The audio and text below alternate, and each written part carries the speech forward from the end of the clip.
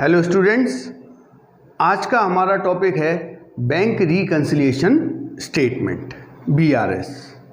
देखिए, bank reconciliation statement क्या है। Bank reconciliation statement cash book और पासबुक के बैलेंस में जो डिफरेंस है उसको रिकन्साइल करने के लिए बनाया जाता है। तो कैश बुक का ये फॉर्मेट है और ये पासबुक का है। कैश बुक बिजनेसमैन प्रिपेयर करता है और पासबुक बैंक प्रिपेयर करता है। बिजनेसमैन अपने बैंक अकाउंट में होने वाले सारे ट्रांजैक्शंस को कैश बुक में रिकॉर्ड करता है। तो पहले आप ये मान लीजिए कि आप एक बिजनेसमैन हैं, आपका बैंक में एक अकाउंट है। तो आप अपने बैंक अकाउंट में जितने भी ट्रांजैक्शंस होते हैं उन सबको कैश बुक के बैंक कॉलम में रिकॉर्ड करते जाते हैं। जिन ट्रांजैक्शंस की वजह से आपको लगता है कि आपका बैलेंस बढ़ेगा, आप उसे कैश बुक के बैंक कॉलम में डेबिट कर देते हैं, और जिन ट्रांजैक्शंस की वजह से आपका बैंक बैलेंस कम होगा, आप उन्हें कैश बुक के क्रेडिट साइड में रिकॉर्ड कर लेते हैं। जो ट्रांजैक्शन आपने कैश बुक में रिकॉर्ड किए हैं, जैसे आपने कैश बुक मेंटेन की है, ऐसे ही आपका जो बैंक में अकाउंट है उस अकाउंट के लिए बैंक ने पासबुक मेंटेन की है। पासबुक आप जानते होंगे, एक मंथली स्टेटमेंट आता है बिजनेसमैन के पास, जिसमें कि बिजनेसमैन ने पूरे महीने में जितने भी ट्रांजैक्शंस किए हैं वो सब उस स्टेटमेंट में रिकॉर्डेड रहते हैं। एक्चुअली करंट अकाउंट में पासबुक वैसी नहीं मिलती है जैसी कि सेविंग अकाउंट में मिलती है कि बैंक में गए और उसे प्रिंट करवा के ले आए। करंट अकाउंट में मंथली बेस पर बिजनेसमैन को बैंक के द्वारा स्टेटमेंट भेजा जाता है, जिसमें बिजनेसमैन के द्वारा पूरे महीने में जितने भी ट्रांजैक्शंस किए गए हैं वो सब रिकॉर्डेड रहते हैं। तो जैसे बैंक ने सारे ट्रांजैक्शन को पासबुक में रिकॉर्ड किया है, उन्हीं सारे ट्रांजैक्शंस को बिजनेसमैन ने कैश बुक में रिकॉर्ड किया है। तो जब ये दोनों ही स्टेटमेंट एक ही अकाउंट के हैं तो मंथ एंड में दोनों को एक जैसा ही बैलेंस बताना चाहिए। इट मीन्स बिजनेसमैन मंथ के एंड में कैश बुक का बैलेंस निकालेगा। मान लीजिए उसका कैश बुक के अकॉर्डिंग बैंक बैलेंस आ रहा है 50,000, उतना ही बैलेंस पासबुक से भी डिस्क्लोज होना चाहिए। लेकिन कभी कभी ऐसा होता है कि कैश बुक के अकॉर्डिंग बैलेंस कुछ और आता है और पासबुक के अकॉर्डिंग बैलेंस कुछ और आता है। तो इसका कारण क्या है? तो पहले हम एक एग्जाम्पल लेके कर लेते हैं कि भाई कोई ट्रांजैक्शन होता है तो वो किस तरीके से कैश बुक और पासबुक में रिकॉर्ड होता है। फिर देखेंगे कि डिफरेंस के रीजंस क्या क्या हो सकते हैं। तो जैसे मान लीजिए आप बिजनेसमैन हैं, आपका बैंक में एक अकाउंट है, आपने ये कैश बुक मेंटेन की है और बैंक ने ये पासबुक मेंटेन की है। सबसे पहले तो आप पुराना अपना बैलेंस लिख दीजिए, जो आपका ओपनिंग बैलेंस है बैंक में, टू बैलेंस BD, जो आपका पिछले मंथ का बैलेंस था वो यहाँ पर कैरी फॉरवर्ड करके ले आइए। मान लीजिए 10,000 आपका बैलेंस है और वो ही पासबुक में भी है बैलेंस, यहाँ लिख दीजिए 10,000। तो अभी तो दोनों के अकॉर्डिंग मंथ की स्टार्टिंग में बैलेंस एक जैसा ही है। अब क्या हुआ, आपने बैंक में 10,000 रुपये डिपॉजिट किए। जब आप बैंक में 10,000 रुपये डिपॉजिट करेंगे तो ऑब्वियसली आपका बैंक बैलेंस इंक्रीज हो जाएगा।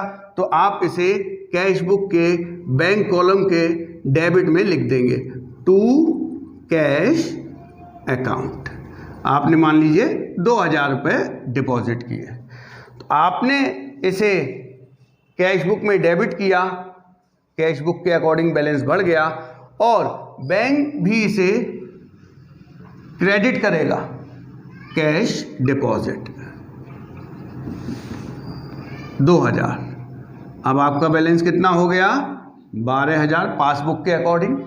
आपके अकॉर्डिंग भी 12,000 है, 10,000 2,000। इसी प्रकार आपने बैंक किसी को चेक इशू किया, किसी पर्सन को आपने चेक इशू किया 5,000 रुपये का।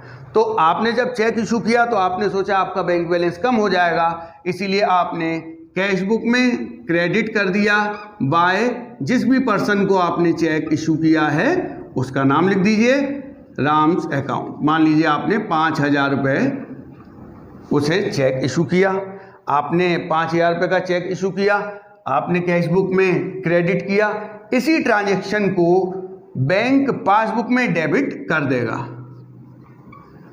चेक और जो नंबर होगा वो यहाँ आ जाएगा 5,000 रुपये। तो देखिए अब अगर बैलेंस निकाला जाए 12 में से 5 गए तो 7,000 रुपये का आपका बैलेंस हो गया। इधर आप कैश बुक के अकॉर्डिंग भी निकाल लीजिए, 10,000 and 2012 minus 5,000, balance cash book के अकॉर्डिंग भी 7,000 आ रहा है। तो अभी तक तो कोई दिक्कत नहीं है, आप देख रहे हैं सारे ट्रांजैक्शन करेक्टली कैश बुक में भी रिकॉर्ड होते जा रहे हैं और पासबुक में भी रिकॉर्ड होते जा रहे हैं। ऐसे ही मान लीजिए आपको एक 4,000 रुपये का चेक मिला, आपने उसे बैंक में डिपॉजिट कर दिया और आपने सोचा आपका बैंक बैलेंस बढ़ गया। मान लीजिए ये चेक आपको रमेश ने दिया था, आपने इसे बैंक में डिपॉजिट किया और आपको लगता है कि इससे आपका बैलेंस बढ़ जाएगा, तो आपने इसे डेबिट कर दिया बैंक कॉलम में कैश बुक के। लेकिन ये चेक पासबुक में क्रेडिट होना चाहिए लेकिन नहीं हुआ। क्यों नहीं हुआ? क्योंकि जिस पर्सन ने आपको ये चेक दिया था रमेश, बैंक ने ये चेक कलेक्शन के लिए रमेश के बैंक में भेजा, लेकिन रमेश के अकाउंट में पैसे नहीं थे, इस वजह से ये चेक डिसऑनर हो गया। आपने तो कैश बुक में ये बैलेंस बढ़ा दिया, लेकिन ये पासबुक में बैलेंस नहीं बढ़ पाया क्योंकि ये चेक कलेक्ट नहीं हो पाया है। तो अब देखिए आपके अकॉर्डिंग तो बैलेंस 11,000 आ रहा है, देखिए 16 माइनस 5, लेकिन बैंक के अकॉर्डिंग बैलेंस है 7,000। तो ये डिफरेंस आ गया बैलेंसेस में, दोनों में। इसी तरीके से और भी कई ट्रांजैक्शन होते हैं। जैसे मान लीजिए आपका कोई कस्टमर है, वो कस्टमर सीधे जाके आपके बैंक अकाउंट में पैसे जमा करके आ गया। मान लीजिए मनोज नाम का कोई आपका डेटर है, वो आपका बैंक अकाउंट नंबर उसे पता है, वो आपके बैंक में गया और उसने 4,000 रुपये डिपॉजिट कर लिए। उसने आपके अकाउंट में कैश 4,000 रुपये डिपॉजिट कर लिया, तो इससे आपका बैंक बैलेंस 4 की जगह 5 मान लेते, आपका बैंक बैलेंस हो गया 12,000 रुपये। लेकिन आपको उसने इन्फॉर्म नहीं किया कि उसने आपके अकाउंट में 5,000 डिपॉजिट किए हैं। अगर उसने आपको इन्फॉर्म किया होता कि उसने आपके अकाउंट में 5,000 रुपये डिपॉजिट किए हैं, तो आप अपनी कैश बुक में इस अमाउंट को, ट्रांजैक्शन को रिकॉर्ड कर देते, डेबिट कर देते टू जो भी उसका नाम है। मान लीजिए मोहन ने डिपॉजिट किया तो आप टू मोहन कर देते, तो ये ट्रांजैक्शन कैश बुक में भी रिकॉर्ड हो जाता। लेकिन उसने आपको इस चीज़ की कोई इन्फॉर्मेशन नहीं दी, इस वजह से ये ट्रांजैक्शन कैश बुक में रिकॉर्ड नहीं हो पाया। तो ऐसे कई ट्रांजैक्शन होते हैं जो इन्फॉर्मेशन ना होने की वजह से या तो कैश बुक में रिकॉर्ड होने से रह जाते हैं, या फिर कुछ ट्रांजैक्शन ऐसे भी होते हैं जो पासबुक में रिकॉर्ड नहीं हो पाते हैं। इस वजह से मंथ एंड में पासबुक के अकॉर्डिंग जो बैलेंस डिस्क्लोज हुआ है आपके अकाउंट का, और कैश बुक के अकॉर्डिंग आपका जो बैलेंस आ रहा है, इन दोनों में डिफरेंस आ जाता है। पासबुक कह रही है कि आपका बैंक बैलेंस 50,000 है और आपकी कैश बुक बता रही है कि आपका बैंक बैलेंस 70,000 है। तो ऐसा क्यों हुआ? और ये मिस्टेक है, इसको हमें डिटेक्ट करना है और रेक्टिफाई करना है। तो बैंक रिकंसिलिएशन स्टेटमेंट केवल एरर्स को डिटेक्ट करने की एक टेक्निक है। रेक्टिफिकेशन बैंक रिकंसिलिएशन से नहीं होगा। तो बैंक रिकंसिलिएशन से होगा क्या, समझिए आप। मंथ एंड में बैंक ने पासबुक का स्टेटमेंट भेजा, कैश बुक तो आपके पास है ही, तो आपने कैश बुक और पासबुक को आमने सामने रखा और इन दोनों को चेक किया कि ऐसे कौन से ट्रांजैक्शंस हैं जो या तो कैश बुक में नहीं है या फिर पासबुक में नहीं है। तो देखिए यहाँ पर हम देखते हैं ये तो सही है, दोनों का बैलेंस इक्वल है। कैश डिपॉजिट हुआ यहाँ पर भी है और वहाँ पर भी है। रमेश ने आपके को चेक दिया, आपने यहाँ डेबिट कर दिया, यहाँ तो है लेकिन वहाँ नहीं है, तो इस वजह से डिफरेंस आ रहा है। इसके अलावा ये वाला चेक 5,000 का यहाँ पर भी है और यहाँ भी है, तो इसकी वजह से कोई डिफरेंस नहीं आया। इसके अलावा एक डेटर ने आपके अकाउंट में डायरेक्ट डिपॉजिट किए थे 5,000, वो यहाँ तो दिखाई दे रहे हैं लेकिन कैश बुक में नहीं है। तो हम सबसे पहले उन सारी एरर्स को, डिफरेंस के रीजंस को नोट कर लेते हैं कि कौन से कारण हैं जिस वजह से कैश बुक और पासबुक का बैलेंस इक्वल नहीं आ रहा है।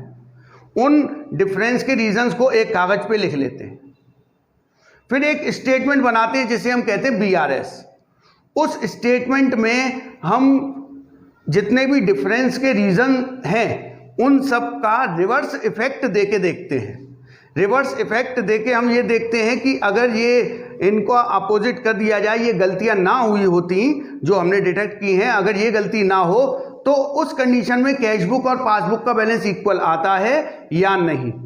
बस ये चेक करने के लिए कि इन गलतियों को अगर रिवर्स कर दिया जाए तब पासबुक और कैश बुक का बैलेंस इक्वल आता है या नहीं, ये चेक करने के लिए जो स्टेटमेंट बनाते हैं उसी को बैंक रिकंसिलिएशन स्टेटमेंट कहा जाता है। तो ना तो हम कैश बुक में कोई रेक्टिफिकेशन करने वाले हैं, ना ही पासबुक में हम कोई रेक्टिफिकेशन करने वाले हैं। BRS के थ्रू हम केवल ये डिटेक्ट करना चाहते हैं कि जो गलतियां हमें पता चली हैं बस वही मिस्टेक्स हैं या और कोई तो मिस्टेक रह नहीं गई है। अगर हम BRS बनाते हैं, जो डिफरेंस के रीजंस हमें पता चले हैं उनका रिवर्स इफेक्ट देके देखते हैं और कैश बुक का बैलेंस पासबुक से मैच कर जाता है, रिकंसाइल कर जाता है, तो इसका मतलब ये होता है कि जो भी डिफरेंस के रीजन है वो सब डिटेक्ट हो गए, कोई और गलती नहीं रह गई है। तो बस इसी को BRS कहते हैं। अभी हम एक क्वेश्चन करेंगे, उससे आपको और ज़्यादा क्लियर हो जाएगा कि BRS क्या होता है और कैसे बनाया जाता है। BRS करने से पहले ये कुछ चीज़ें मैं लिख रहा हूँ अभी बोर्ड पर, आप इन्हें अच्छी तरह याद कर लीजिए, इससे आपको BRS करने में आसानी रहेगी।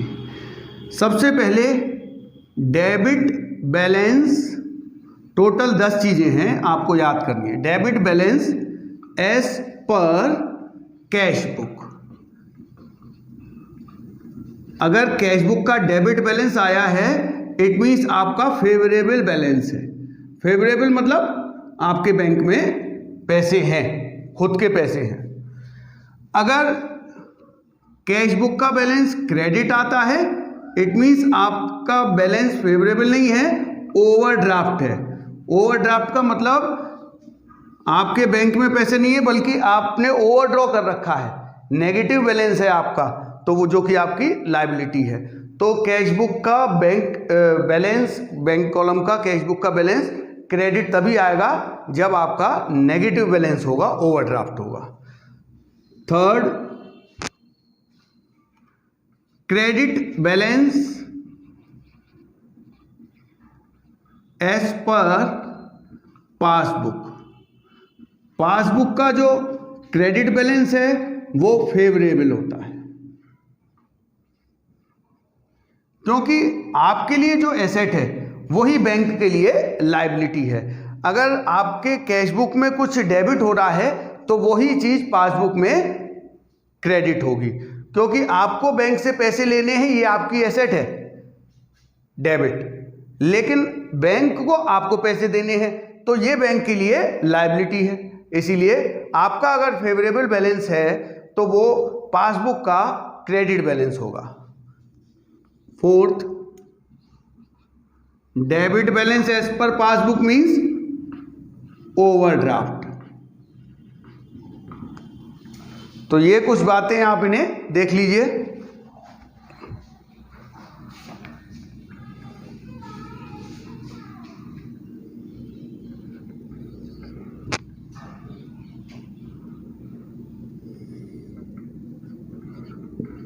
अब देखिए पांचवी बात, डेबिटेड इन कैश बुक। अगर आप कोई अमाउंट कैश बुक में डेबिट करते हैं इससे बैलेंस जो है वो इंक्रीज हो जाएगा, कैश बुक का बैलेंस इंक्रीज हो जाएगा।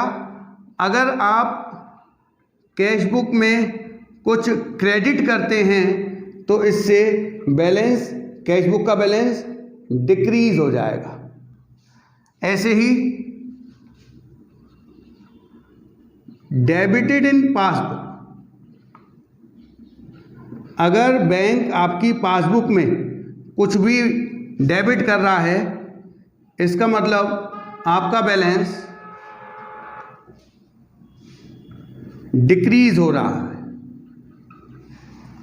और अगर बैंक ने आपके पासबुक में कुछ क्रेडिट किया है, इट मीन्स आपका बैंक बैलेंस इंक्रीज हो रहा है। तो ये कुछ बातें हैं, इन्हें आप याद कर लेंगे तो आपको बीआरएस के क्वेश्चन करने में आसानी रहेगी।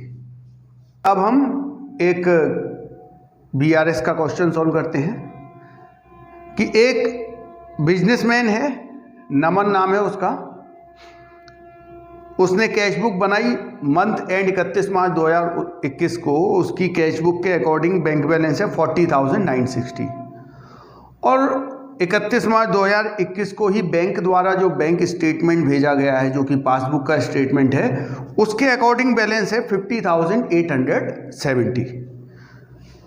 तो इन दोनों में डिफरेंस है। बिजनेसमैन ने कैश बुक और पासबुक को चेक किया, दोनों को कंपेयर किया और उसने देखा कि ऐसा क्यों हुआ, ऐसे क्या क्या कारण थे जिस वजह से कैश बुक और पासबुक का बैलेंस अलग अलग आ रहा है। तो उसे कुछ डिफरेंस के रीजंस पता चले, उसने उन्हें एक तरफ लिख लिया, ये आप देख सकते हैं, जो कि क्वेश्चन में रीज़न लिखे हुए हैं सारे डिफरेंस के। उन सारे रीजंस को अगर कैश बुक के बैलेंस में रिवर्स इफेक्ट दे दिया जाए तो कैश बुक का बैलेंस पासबुक से मैच हो जाना चाहिए। अगर ऐसा हो गया तो इसका मतलब ये होगा कि डिफरेंस के जितने भी रीज़न हैं उन सबको डिटेक्ट कर लिया गया है, सारी गलतियों को ढूंढ लिया गया है। उसके बाद रेक्टिफिकेशन का प्रोसेस अलग चलेगा। बीआरएस केवल ये तय करने के लिए, ये कंफर्म करने के लिए है कि हमने जो भी मिस्टेक हुई है, जो भी गलतियां हुई हैं जिनकी वजह से डिफरेंस आया है, उनको डिटेक्ट कर लिया, उन्हें बस ढूंढ लिया है। बीआरएस केवल इस उद्देश्य से बनाया जाता है। तो हम देखते हैं क्या क्या कारण हैं डिफरेंस के और एक बीआरएस बनाते हैं। तो बीआरएस का फॉर्मेट बड़ा आसान सा है, आप देख सकते हैं।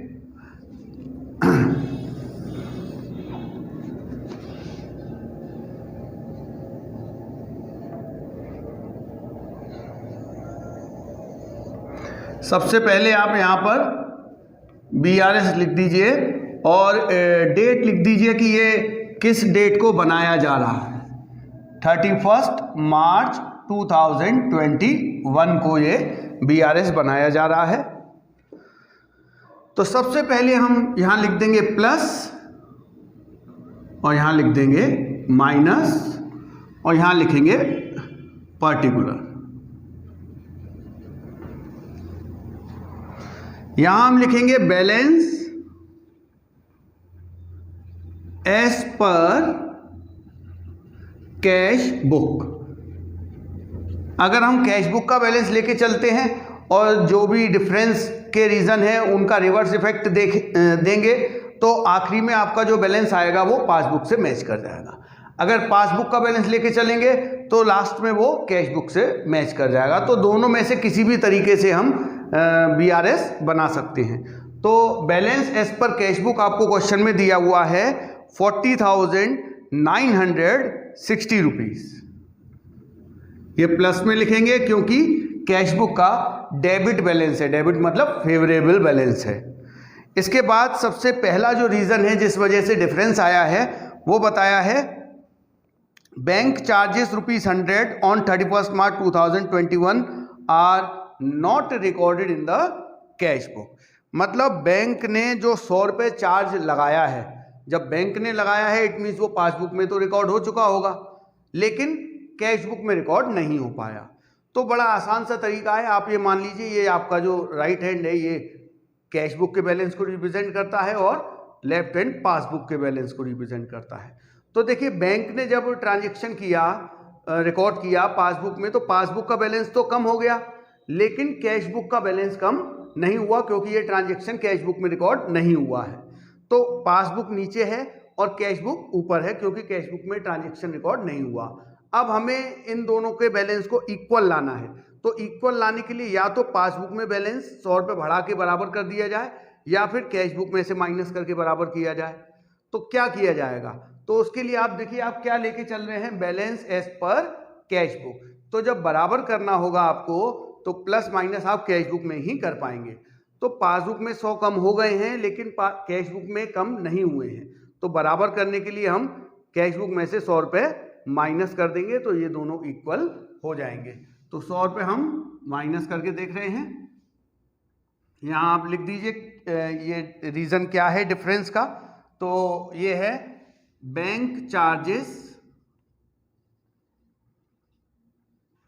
Not entered in cash book. ये पहला रीजन हो गया जिस वजह से डिफरेंस आया, उसका हमने रिवर्स इफेक्ट दे दिया है। सेकंड रीजन है a debtor paid 2000 into the company's bank but no entry was made in the cash book. एक हमारा डेटर सीधे बैंक में जाके हमारे अकाउंट में 2000 रुपये जमा करके आ गया लेकिन इस चीज़ की कैश बुक में एंट्री नहीं हुई। तो देखिए जब वो हमारा डेटर बैंक में गया तो उसने हमारे अकाउंट में 2000 रुपये जमा करवाए, तो बैंक ने उससे 2000 रुपये लेके हमारे अकाउंट में एंट्री कर दी, हमारी पासबुक में उन्होंने 2000 रुपये बढ़ा दिए। तो पासबुक तो ऊपर हो गई लेकिन हमें नहीं पता है ये बात, हमें इस चीज़ की इंफॉर्मेशन नहीं मिली, तो इस वजह से पासबुक तो ऊपर हो गई लेकिन कैश बुक वहीं की वहीं है। अब हमें बराबर करना है तो कैश बुक में हम 2000 ऐड कर देंगे तो बराबर हो जाएगा। इधर हम रीजन लिख देंगे, directly deposited by debtor. Third reason है cheques totalling 12,980 were issued by the company and duly recorded in the cash book before March but had not been presented for payment।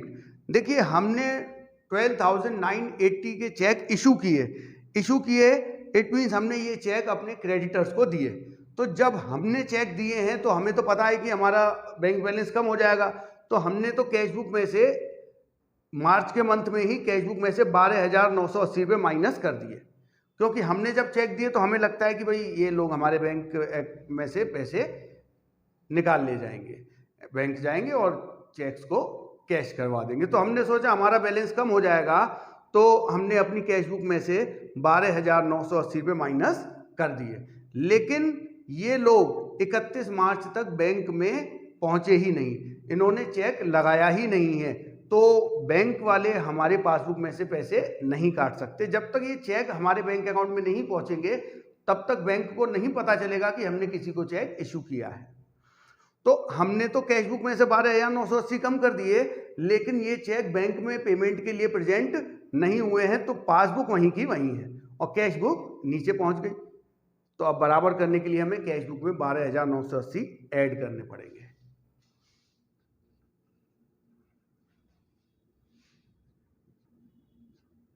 Checks issued but not presented for payment।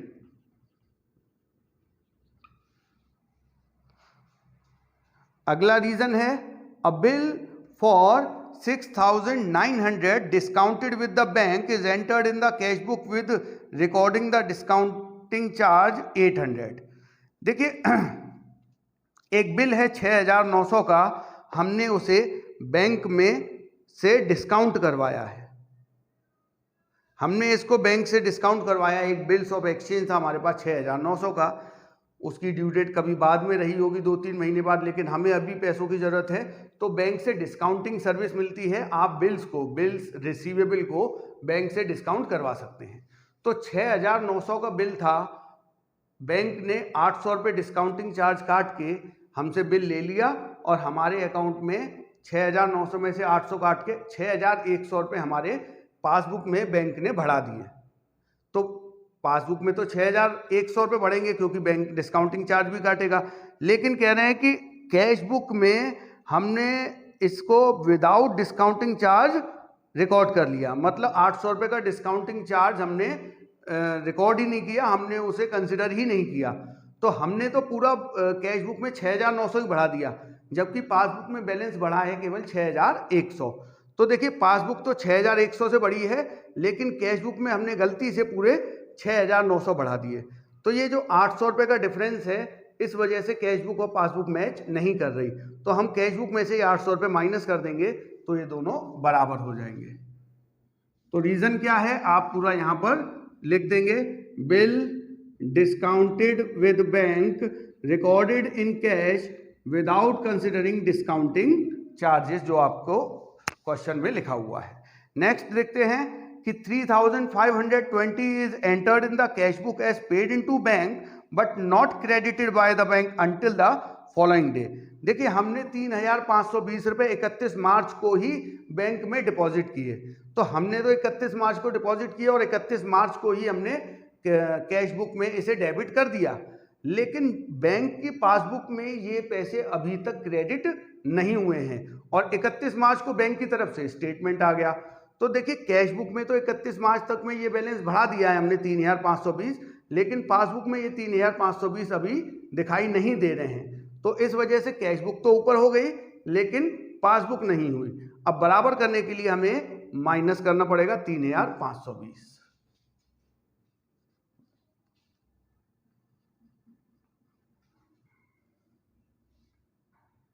Cash deposited not entered in passbook.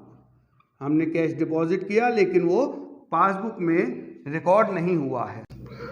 छठवां है इसमें कि no entry has been made in the cash book to record the dishonour of cheque of ₹650। एक 650 का check है जो dishonour हो गया है, उसकी एंट्री कैश बुक में नहीं हुई। देखिए जब हमने ये 650 का चेक बैंक में डिपॉजिट किया तो हमने सोचा हमारा बैंक बैलेंस बढ़ गया, हमने उसे कैश बुक में डेबिट कर दिया। लेकिन बैंक पासबुक में किसी ट्रांजैक्शन को या किसी चेक को तभी रिकॉर्ड करता है जब वो चेक कलेक्ट हो जाता है। बैंक उस चेक को उस पर्सन के बैंक अकाउंट में भेजेगा, बैंक में भेजेगा जिसने हमें चेक दिया है, वहाँ से उसके अकाउंट में से पैसा जब हमारे बैंक के पास आएगा तब बैंक उसे हमारी पासबुक में रिकॉर्ड करता है। तो ये एक चेक है जो कि हमने बैंक में डिपॉजिट किया था। जब हमने डिपॉजिट किया तो हमने अपनी कैश बुक का बैलेंस बढ़ा दिया, लेकिन ये चेक डिसऑनर हो गया। इट मीन्स पासबुक में बैलेंस नहीं बढ़ा। तो कैश बुक में तो हमने बैलेंस बढ़ा दिया लेकिन पासबुक में बैलेंस नहीं बढ़ा है। तो अब बराबर करने के लिए क्या करना पड़ेगा, हमें इसे कैश बुक में से माइनस करना पड़ेगा। तो अब हम ये 650 कैश बुक में से माइनस कर देते हैं और इधर लिख देते हैं चेक डिसऑनर्ड नॉट रिकॉर्डेड इन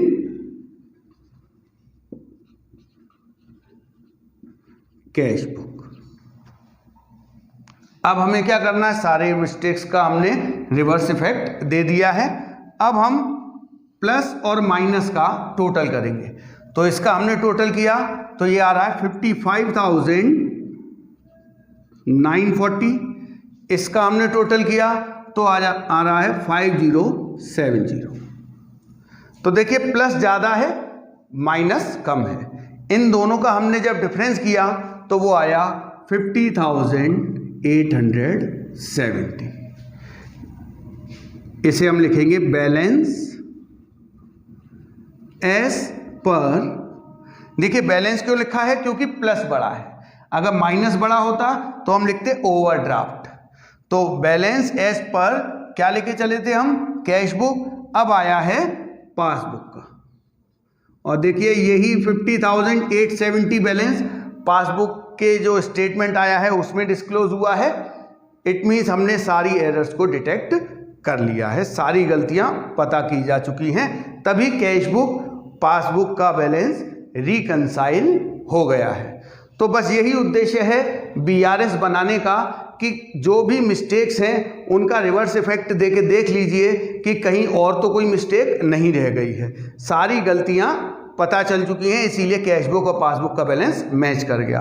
आप इधर टोटल लिख दीजिए 55,940, 55,940।